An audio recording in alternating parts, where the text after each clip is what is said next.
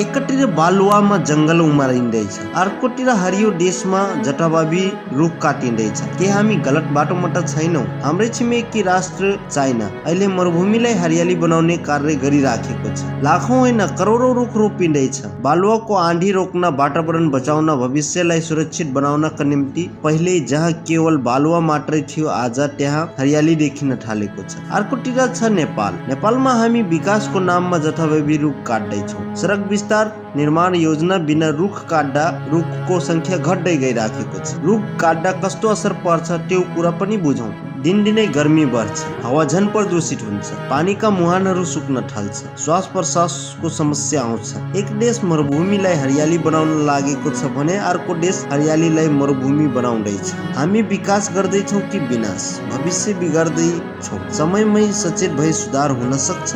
रुख बचाउनु भनेको भविष्यको निम्ति जीवन बचाउनु सरह। सबैजना मिलेर अगाडि कदम बढाउनु पर्छ।